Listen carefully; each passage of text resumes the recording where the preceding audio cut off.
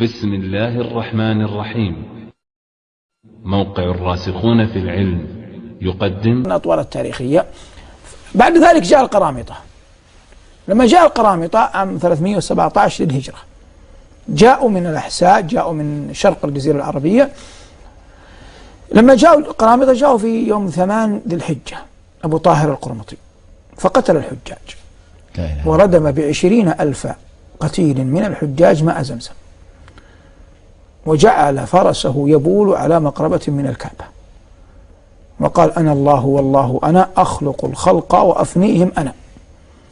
ثم أمر جنده أن يقلعوا ميزاب الكعبة، فقدمت قبيلة هذيل يوم ذاك بلاء عظيما، وقفوا على جبل أبي قبيس يرمون بالأسهم.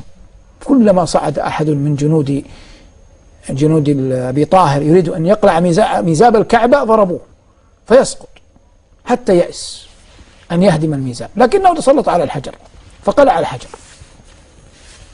لأن الحجر الآن نازل، فالسهم مع زحمة الناس ما يصيب، لكن الميزاب عالي، فالذي يصعد لوحده يبان، يعني يظهر بالعامية هذه، لكنه يستطيعون هذيل قتله. أخذ يقتل في الناس. أحد أهل الحديث وهم يقتلونه قال: ترى المحبين صرعى في ديارهم كفتية الكهف لا يدرون كم لبثوا. فجاءه رجل جاهل قال: ألم يقل الله ومن دخله كان آمنا؟ يعني يسخر، ومن دخله كان آمنا ويقتله. قال: يا غبي، المعنى ومن دخله فأمنوه، هذا خبر يراد به الإنشاء، ومن دخله يعني المسجد الحرام فأمنوه، يعني اللوم عليك أنت ليس علي أنا، أنت مسؤول عن الحرم، أنت تؤمن الناس. ولهذا يعني والله من باب الإنصاف إن الحرم الآن في أمن عظيم، لله الحمد والمنة. كثر زائروه، كثر الحجاج، كثر الطواف، لما فيه من أمن ولما فيه من قدرة وتيسير للناس على أن يعبدوا الله جل وعلا فيه. وهذا من أعظم مناقب الدولة السعودية المباركة. المقصود أخذوا الحجر الأسود معهم، مكث الحجر الأسود في الأحساء في هجر في البحرين 22 سنة. هذا في دولة بني العباس. والناس تحج ويؤشرون إلى موضع الحجر.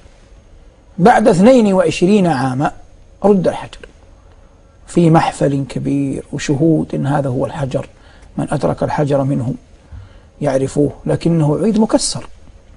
فالآن إذا لاحظت عبد الرحمن تقبل الحجر هو قطع بالداخل، إنما هذا إطار يحمل الحجر، 8 قطع أشبه بالتمرات، منها الكبرى ومنها الصغرى، 8 قطع. هذه المقصود بالحجر. وقد جاء في الحديث نزل عند الترمذي بسند صحيح: نزل الحجر الأسود من السماء أشد بياضا من اللبن فسودته خطايا بني آدم.